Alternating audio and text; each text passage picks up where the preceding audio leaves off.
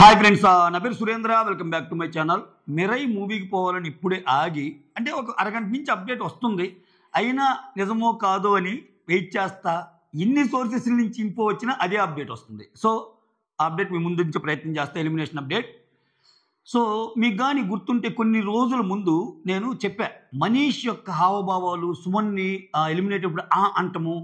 ఈ వీక్ ఆయన ఎక్స్ప్రెషన్ ఇచ్చుకోవాల్సి వస్తుందేమో. ఈసారి 2 ఎక్స్ప్రెషన్స్ ఇవ్వాల్సి వస్తుంది. ఆయన ఒకటి సుమన్ ఇనీషియల్గా సేవ్ అవటము, 2 ఏమో ఎలిమినేట్ అవటమని. సో యాజ్ ఈజ్గా అదే జరిగింది. కాకపోతే మధ్యలో స్క్రీన్ ప్లే మారింది. మధ్యలో ఇతను కొంచెం మంచిగా అనిపించాడు. కొన్ని పాయింట్స్ బాగున్నాయి. ఈ రోజు కూడా నేను అర్ధరాత్రి ముచ్చట్లు నా వీడియో చూడండి. అర్ధరాత్రి ముచ్చట్లో లాస్ట్ ఎలిమినేషన్ గురించి చెప్తా. అన్ని పాయింట్లు చెప్తా. మనీష్ ఆర్ ఫ్లోరా వీళ్ళిద్దరిలో ఉండొచ్చు అని. ఓకే. సో నేను ఇంత చెప్పాక అక్కడ అప్డేట్ మారిందంటే మాత్రం నన్ను వేసుకుంటారు. అది వేరే విషయం.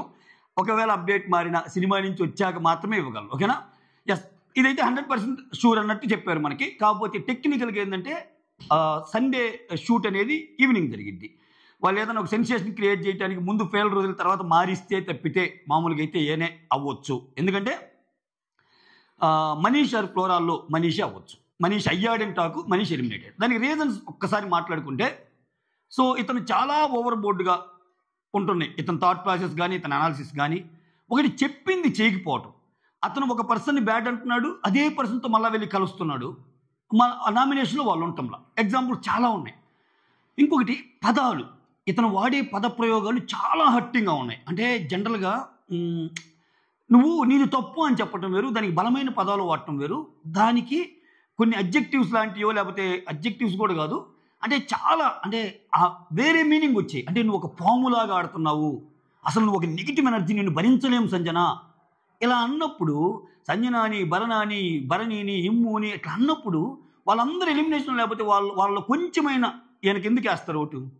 ఎప్పుడైనా 6-7 ఉన్నప్పుడు సో మిగిలిన వాళ్ళ ఓటింగ్ కీలకమైంది కదా.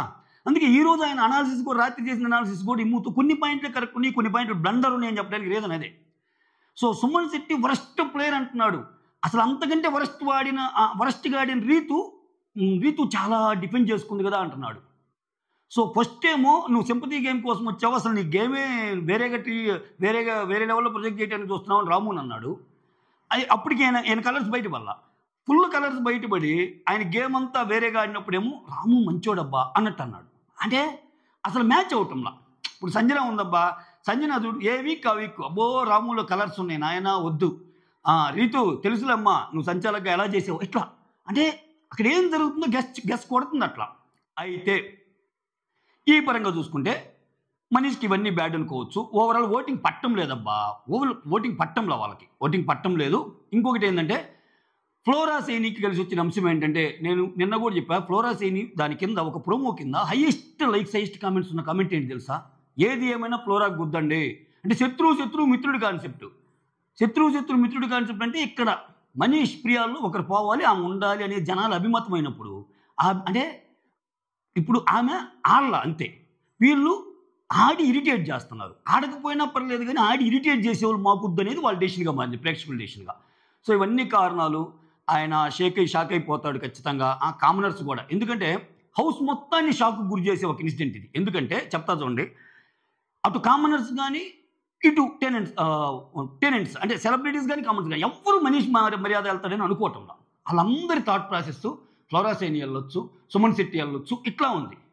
సో దానికి భిన్నంగా వెళ్ళటం వల్ల అసలు బయట ఏం జరుగుతుందో తెలియని ఒక సిచ్యువేషన్ క్రియేట్ చేస్తాడు. ఇంకొకటి సంజనాకు కూడా షాకే. సంజన ఏముంది, ఫస్ట్ వీక్ నేనే కాపాడాను, నేను లేకపోతే ఏం పోయినట్టే అని ఆశాశైని అంది. అటువంటి ఆశాశైని సేవ్ అవటం అనేది అంతు చిక్కని సమస్యగా మారింది. సుమనన్నా ఓకే, కానీ ఆశాశైని ఎలా సేవ్ అవుతుంది అనేది అంతు చిక్కని సమస్య. అసలు ఎట్లా ఆడాలి అంటే ఏంటి, కామ్గా ఉండాలా లేకపోతే జెన్యూన్గా ఉండాలా, పాయింట్లు పెడుతుంటే తప్పు అవుతున్నామా, ఈ పిచ్చి లేచిపోద్ది ఈ సందిగ్ధాల మధ్య. సో ఓవరాల్గా ఒక సిచ్యువేషన్ అయితే క్రియేట్ చేసి పారు బిగ్ బాస్. చాలామందికి షాకింగ్ ఎలిమినేషన్, ఇంట్లో ఉండే వాళ్ళకి ఎస్పెషల్లీ షాకింగ్ ఎలిమినేషన్ అనమాట.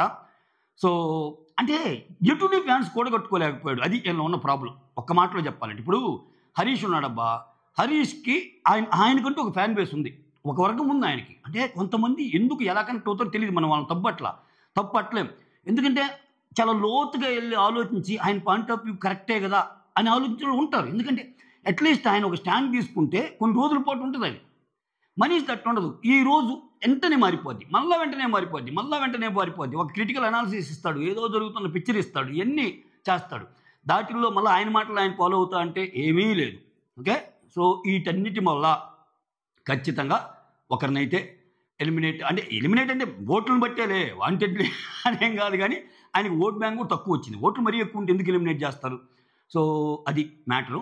సో మర్యాద మనీష్ అనే పర్సన్ ఎలిమినేట్ అవ్వటం వల్ల ఏమైందంటే, సో మనకి ఎంత తెలివితేటలున్నా, ఎంత క్రిటికల్ అనాలిసిస్ చేయగలిగినా, బయట ఎంత తోపోయినా బిగ్ బాస్ గేమ్ వేరు. బిగ్ బాస్ గేమ్ కావాల్సింది మినిమం కామన్ సెన్స్ ఉండాలి, మినిమం ఎమోషన్స్ పండించగలగాలి. సో అంటే అర్థం చేసుకునే తత్వం ఉండాలి అసలు బిగ్ బాస్ గేమ్ని అర్థం చేసుకోవటం. సో వీటన్నిటిలో ఆయన ఫెయిల్యూర్ అయ్యాడేమో అన్నట్టు నాకు అనిపిస్తుంది. మీకేమనిపిస్తుందో కమెంట్ చేయండి. ఇది elimination update. Thank you so much. Signing off, me Surendra.